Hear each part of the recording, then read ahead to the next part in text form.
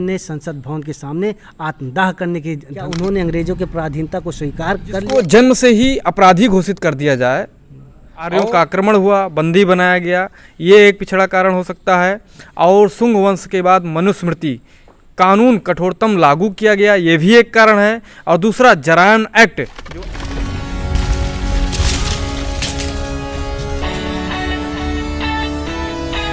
दुनिया की सबसे विकसित और पुरानी सभ्यता सिंधु घाटी सभ्यता थी। और इस सिंधु घाटी सभ्यता के जनक द्रविड़ थे, यानी कि यहाँ के मूल निवासी थे। सिंधु घाटी सभ्यता के विनाश के दो कारण बताए गए, एक तो आर्यों का आक्रमण और दूसरा लगातार पानी के बरसात के कारण। लेकिन साथियों, तब से आर्यों के आक्रमण से आज तक वो जो सिंधु घाटी सभ्यता का जनक द्रविड़ थे, वो आज दलित, पिछड़े और बहुजन कहा जाते हैं।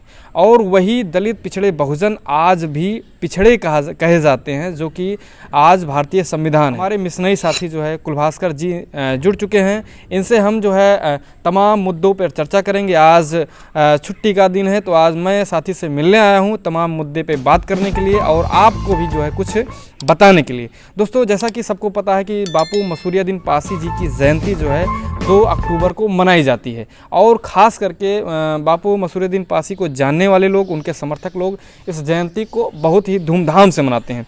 जब कभी भी जो है मसूरियाद्दीन पासी जी का नाम लिया जाता है तो जरायम एक्ट का भी नाम लिया जाता है। और जरायम एक्ट एक ऐसा एक्ट था, एक ऐसा कानून था जो कि जो है ख़ास करके SC, ST, OBC पर ही लागू होता था। बापू मसूरियाद्दीन जी का जन्म जो है जी 2 अक्टूबर 1911 को इलाहाबाद में हुआ था जी। और चूँकि शुरुआती दौर से जो है वो एक क्रांतिकारी विचारधारा के व्यक्ति थे और कांग्रेस में शामिल हुए। और कांग्रेस में शामिल होने के बाद में वो सांसद भी बने। और सांसद होते हुए उन्होंने जो अंग्रेज़ों ने एक कानून बनाया था 1857 का जब विद्रोह शुरू हुआ जी, 1857 का विद्रोह शुरू होने से पहले इस देश के जो मूल निवासी आदिवासी थे वो कहीं ना कहीं अपनी आज़ादी के संघर्ष की जद्दोजहद में लगे हुए थे। और उन्हें जब अंग्रेज़ों ने 1871 में क्रिमिनल ट्राइब एक्ट, जिसे जरायम एक्ट भी हम लोग कहते हैं, के तहत नज़रबंद कर दिया और उनकी आने वाली पीढ़ियों तक को जो नवजात बच्चा जब पैदा होता था उसे भी उस एक्ट का दोषी माना जाता था और उस पर पूरी तरह से वो एक्ट लागू होता था। इस एक्ट के विरोध में खुलकर जो है अंग्रेज़ों के खिलाफ जो है बापू मसूरियाद्दीन जी लड़ाई लड़े। और उसके बाद जब उन्हें संसद में जाने का मौका मिला तो उन्होंने अपनी बात को पूरी प्रमुखता के साथ, प्रखरता के साथ वहाँ भी रखा। और अंत्योगत्ता अपनी बात को न माने जाने पर उन्होंने संसद भवन के सामने आत्मदाह करने की धमकी दी। समाप्त होते होते इस एक्ट ने इस समाज के जो विकास को क्षति पहुँचाई है उसको शायद ही कोई व्यक्ति समझ सकता है या बयां कर सकता है। जी। क्योंकि आज तक उसका दंश ये समाज, दलित पिछड़ा समाज, झेल रहा है। जरायम एक्ट इस भारतीय संविधान ने, और जो आंदोलन किया गया महापुरुषों के द्वारा, उनके द्वारा जरायम एक्ट को ख़त्म किया गया और इस देश में सभी को जाति, धर्म और लिंग के आधार पर सबको, सभी के लिए समान कानून लाया गया। लेकिन जो जरायम एक्ट था 1871 में जो एक विशेष वर्ग के ऊपर लागू किया गया, ऐसा क्यों किया गया कि जो है उन्हीं के ऊपर लागू किया गया और किन लोगों पर लागू किया गया था? बिल्कुल, ये जो जरायम एक्ट, क्रिमिनल ट्राइब एक्ट जो है 1871 में लागू हुआ, ये उस समय यहाँ की मूल निवासी जो जातियाँ थी, तकरीबन जो है 200 जातियाँ ऐसी थी, उसमें उनकी संख्या 4 करोड़ के करीब उस समय थी। इन सभी जातियों को नज़रबंद कर दिया गया, इनका सामाजिक बहिष्कार किया। आज़ादी के प्रति जो विद्रोह की भावना थी, उस विद्रोह का दमन करने के लिए इस षड्यंत्र को अंग्रेज़ों द्वारा रचा गया। हाँ, ये आपकी बात जायज़ है कि केवल उन मूल निवासियों, दलितों पर ही ये एक्ट क्यों लागू हुआ, ये सोचने का और अपने आत्ममंथन करने का विषय है कि अन्य जो जातियां, अन्य जो वर्ण थे, उन पर ये एक्ट क्यों लागू नहीं हुआ। क्या उन्होंने अंग्रेज़ों के पराधीनता को स्वीकार कर लिया था, या उनके सामने नतमस्तक थे, या उनका विरोध वो उस स्तर पर नहीं कर पा रहे थे जिस स्तर पर ये जातियां कर। इस देश का मूल निवासी तबका है, आर्यों के आक्रमण में जो है उसको बंदी बनाया गया। सुंग वंश के बाद जो है उसके ऊपर मनुस्मृति का कठोर कानून लागू किया गया।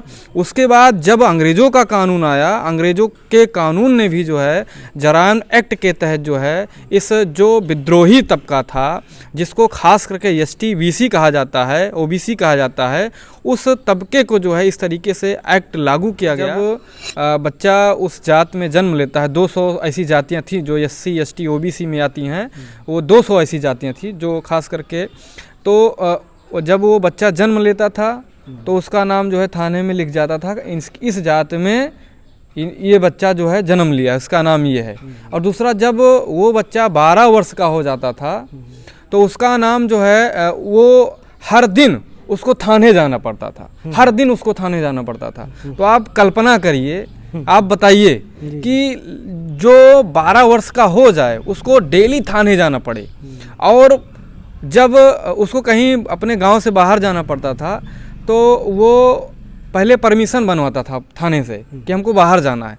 तो वो तबका जिसको जन्म से ही अपराधी घोषित कर दिया जाए और 12 वर्ष के हर एक व्यक्ति को जो है डेली थाने जाना पड़े, तो उस तबके पर जो है सामाजिक असर क्या पड़ेगा, क्या प्रभाव होगा। आज तो लोग आरक्षण का विरोध खूब जम के करते हैं, क्या उनको ये सब चीज़ें नहीं दिखती हैं? बिल्कुल बिल्कुल। और किसी ने बहुत खूब कहा है, जितना पीड़न इस वर्ग में दलित और पिछड़े जातियों के ऊपर हुआ है, वो चाहे अंग्रेज़ों के आने से पहले का हो या अंग्रेज़ों के आने के बाद में हो, शायद इतने उत्पीड़न के बाद इन जातियों को विलुप्त हो जाना चाहिए था, इनका कोई अस्तित्व वजूद ही नहीं बचना चाहिए था।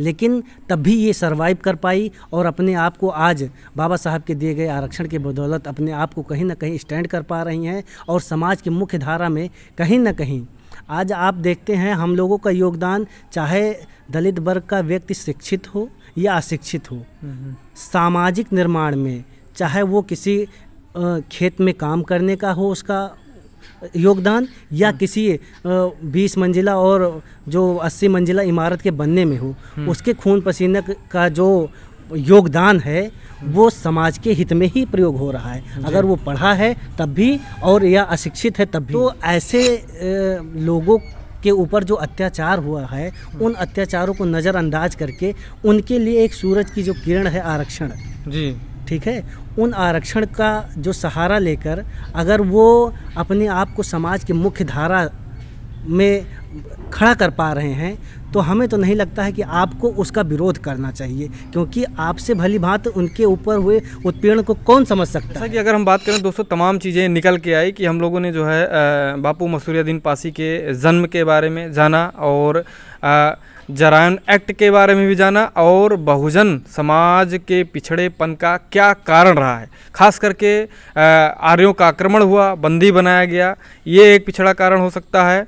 और सुंग वंश के बाद मनुस्मृति कानून कठोरतम लागू किया गया, ये भी एक कारण है। और दूसरा, जरायन एक्ट जो 80 साल तक जो है जो क्रांतिकारी जातियां थी, 200 से अधिक जातियों पे जरायन एक्ट लगाया गया, उनको जन्म से ही दोषी बनाया गया, दोष का ठप्पा लगा दिया गया कि जो इस जाति में पैदा होगा वो दोषी ही होगा। और आज भारतीय संविधान सबको समता का कानून देता है सबके लिए, चाहे जो गलती करेगा, अगर कोई हत्या करता है तो सभी के लिए समान सजा रहेगी, और सबको समता स्वतंत्रता से जीने का अधिकार दिया। किसी के साथ भी जाति भेद धर्म लिंग के आधार पे कोई भी भेदभाव ना करने का अधिकार दिया। तो तमाम चर्चा पर चर्चा हुई। साथियों, इन तमाम चर्चा पे क्या प्रतिक्रिया देना चाहते हैं आप हमको कमेंट में बताइए, और कोई सवाल हो तो आप हमें कर सकते हैं। हमको समय दिया, आपको बहुत बहुत धन्यवाद। जी बहुत बहुत धन्यवाद। साथियों, फिर कभी हम नेक्स्ट वीडियो मिलेंगे, तब तक के लिए जय जवान, जय किसान, जय विज्ञान, जय संविधान।